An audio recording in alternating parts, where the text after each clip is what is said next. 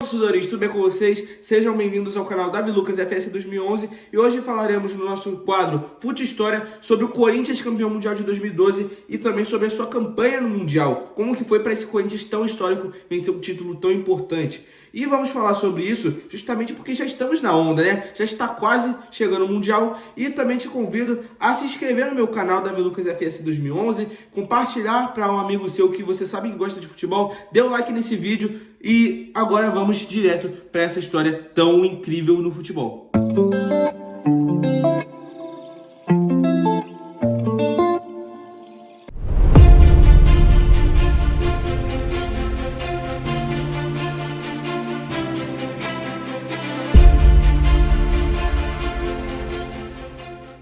Tá, o Brasileirão do Corinthians não foi nem tão bom assim, então não iremos comentar tanto nesse vídeo. Somente que ele acabou em sexto e que tivemos algumas surpresas para quem olha do futuro, né? Por exemplo, o Flamengo não ficou nem entre os 10 primeiros, o Palmeiras foi rebaixado naquela temporada, ótimo motivo para zoar o rival, né?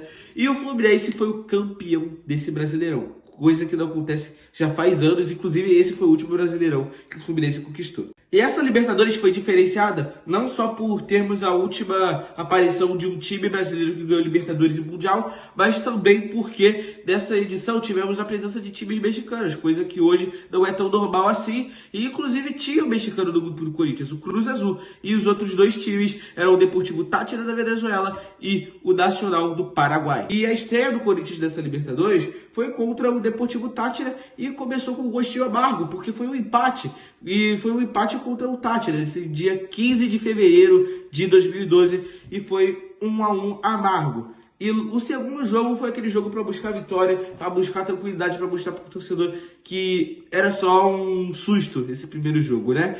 E o segundo foi um 2-0 contra o Nacional do Paraguai. Nessa terceira rodada de Libertadores, o Corinthians já estava indo todo motivado, com a torcida toda motivada, mas foi um empate contra o Cruz Azul, um 0-0 e completamente desmotivador, afinal o Cruz Azul era um time fraco naquela época e inclusive um dos motivos dos times mexicanos pararem de jogar Libertadores aqui no Brasil não é só por conta da distância, mas sim também porque raramente tinha um nível de competitividade alto, entende?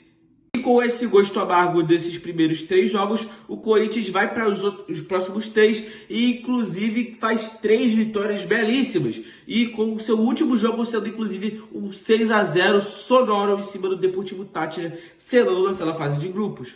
O Corinthians se classifica para as oitavas daquela Libertadores para enfrentar o Emelec, que tinha acabado em segundo no grupo 2, somente atrás de Lanús, que naquela época já estava começando a se tornar aquele time que iria enfrentar o Grêmio na final da Libertadores de 2017. E aquele Emelec foi enfrentar o Corinthians nesse primeiro jogo no dia 2 de maio. E acabou que esse primeiro jogo contra o Emelec foi um empate sem gols, inclusive com muita gente reclamando da arbitragem desse jogo. Mas no jogo da volta não teve outra história. O Corinthians vence por 3-0 no Pacaembu, o Emelec se classificando para as quartas de final da Conmebol Libertadores. E se tem alguma coisa normal é ver o Vasco em mata-mata de Libertadores. Afinal, raramente se classifica e dessa vez se classificou. E para enfrentar esse Corinthians. E no dia 16 de maio, o Corinthians visita o Vasco lá em São Januário para jogar essas quartas de final de Libertadores. E acabou também sendo um empate sem gols. E, cara, se tem um negócio que me assusta é ver o Vasco em coisa de Libertadores. Qualquer coisa que tenha a ver com Libertadores.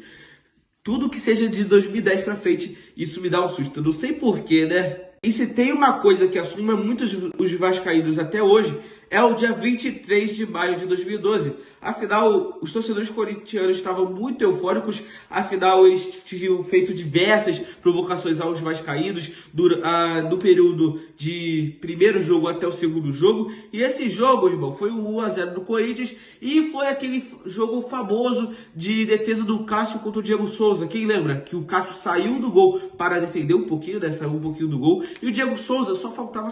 Cara, que custava fazer aquele gol, né? Para o vascaíno, até hoje sua sombra, e para muitos, inclusive, é o que fez o Vasco decair nos últimos anos.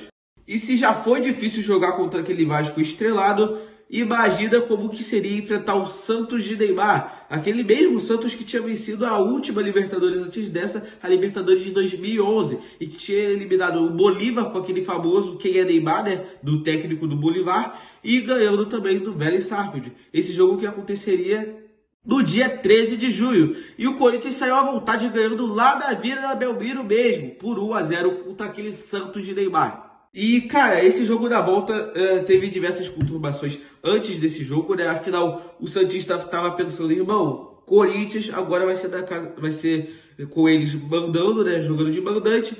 E, cara, esse jogo começou até com o poderosíssimo Santos ganhando, mas o Danilo, do Corinthians, acaba garantindo o empate para o time corintiano, o que garantia a classificação do Corinthians para a tão sonhada final de Libertadores contra um time nada fácil também, simplesmente o gigantesco Boca Juniors. E o jogo da ida foi um jogo muito eletrizante, afinal esse jogo foi entre dois times gigantescos, mas também porque foi um jogo que foi um empate, deixando o jogo da volta o Corinthians vivíssimo para ser campeão daquela Libertadores, inclusive empatando com o gol do Romarinho, quem lembra dele? E para os corintianos isso era roteiro de filme, afinal eles não iriam só enfrentar um Boca Juniors gigantesco, mas sim porque a última vez que o Boca Juniors tinha ganhado a sua Libertadores foi em 2007, um ano fatídico para o corintiano. E aquele Corinthians vinha com diversas estrelas, como Cássio, Chicão, Alexandro e até mesmo o Emerson Sheik, que é um dos protagonistas dessa final. E, cara, tinha também o jovem Marquinhos, que recentemente ganhou a famosa UEFA Champions League. No dia 4 de julho de 2012, com o Pacaembu lotado, o Corinthians enfrentaria o poderosíssimo Boca Juniors.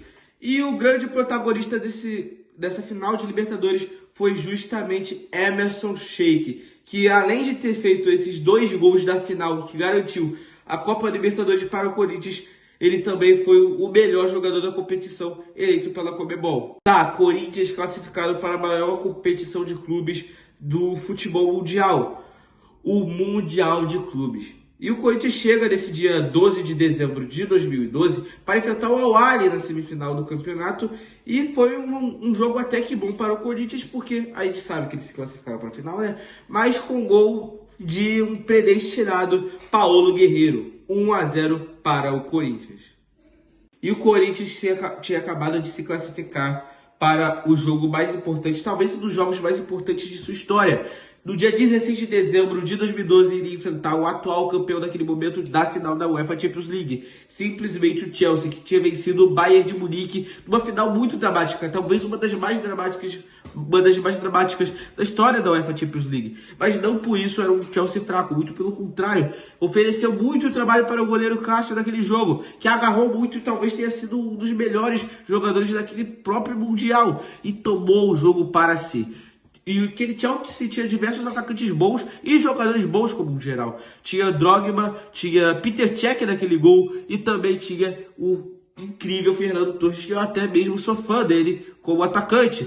Mas não deu outra. O Corinthians acaba se tornando campeão mundial com o gol do predestinado Paulo Guerreiro.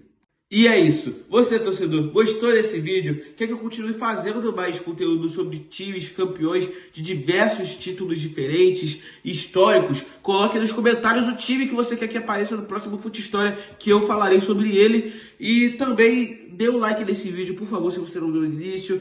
Compartilhe esse vídeo para um cara que você sabe que gosta de futebol, talvez para o seu amigo corintiano, né?